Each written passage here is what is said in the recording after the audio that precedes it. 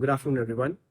Today we have with us Professor Roshan Sahajpal sir, who has over 2 decades of experience in corporate industries as well as teaching. And today he is here with us to share his view on how technology has changed academics and how the students can manage stress considering this cutthroat competition. All right. The first question goes to you, and which is the most sort of question in contemporary times. How technology, considering you have vast experience of more than 2 decades and you have seen things changing, how technology has changed the way academicians worked in yesteryears and today? What is the difference? Yeah. So technology, just like academics, has percolated in every sphere of life. That includes business, how business is conducted, and academics is no exception to this. So technology has changed the way people learn. Technology has also changed the way people teach, and that has been precipitated by the COVID pandemic. So we see that after COVID, a lot of content has come online, and which was previously restricted to classrooms. So that has actually helped students in many ways.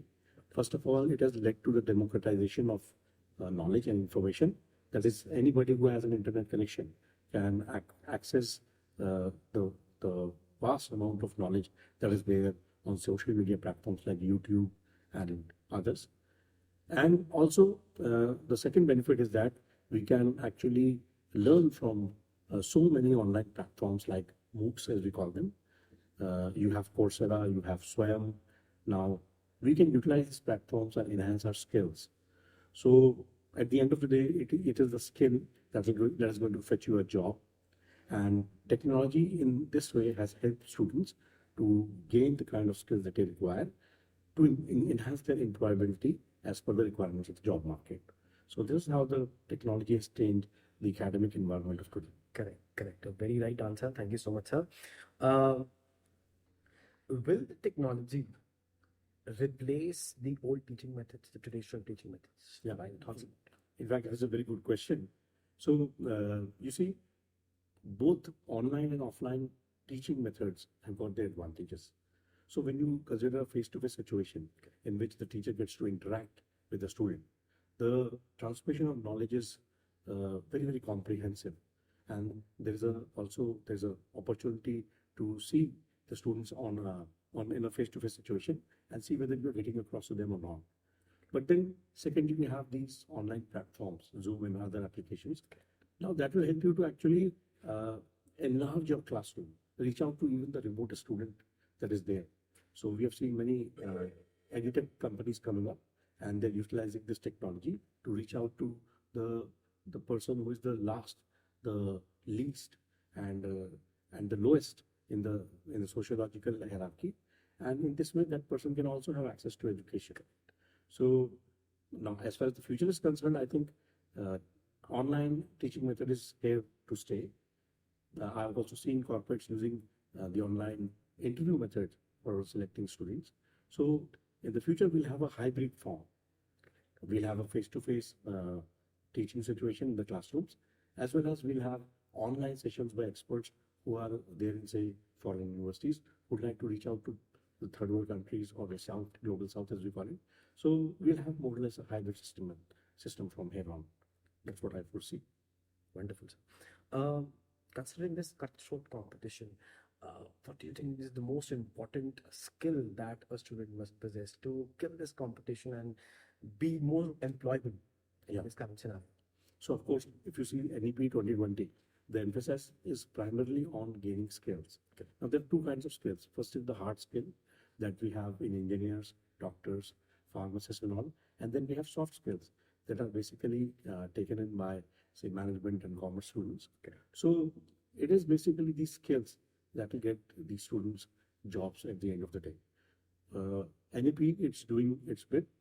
And if a student in this cutthroat competition wants to come up, then the person should actually focus on getting skill.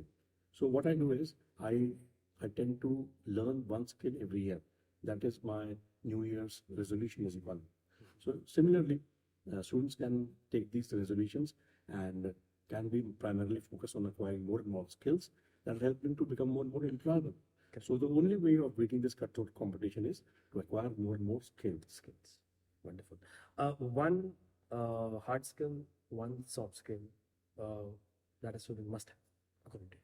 Yeah, and the higher level of skills that you'll have, the more amount of money you'll be able to earn, and later on you can become a freelancer, and then there'll be no limit to whatever you're earning. So people actually employ skills rather than just degrees. So here is the distinction between degrees and skills. Correct. Which one hard skill and one soft skill do you think is the most important that every student must possess?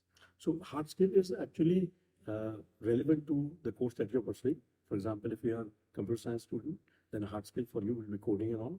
And the soft skill, which is generic and common to everybody, is of course the communication skills. So if I was to lay emphasis on one particular skill, that would be the communication skills.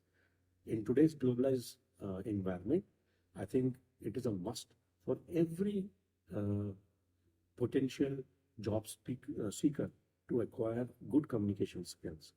So that will set you apart from the rest of the competition, and that glass ceiling that is there, it will not be applicable for students who have good communication skills. So that is the most important soft skill that a student should aim at acquiring.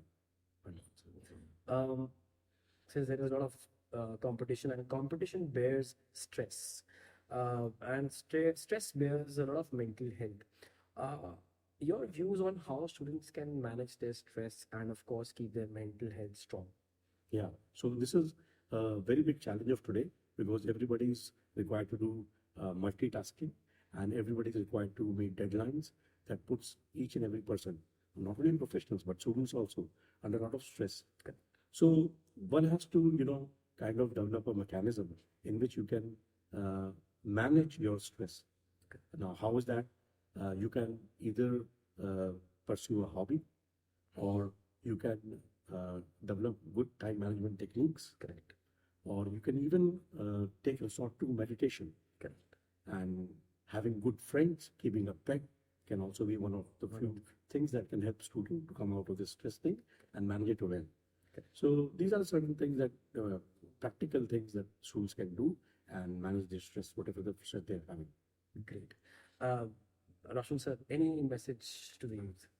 Yeah, my only message is that in a scenario where India is going to become a $5 trillion economy, say by 2025, you should all acquire global skills so that you can become a global human resource. Because there'll be so many MNCs coming to our country, and even Indians are more sought after human resources all over the world.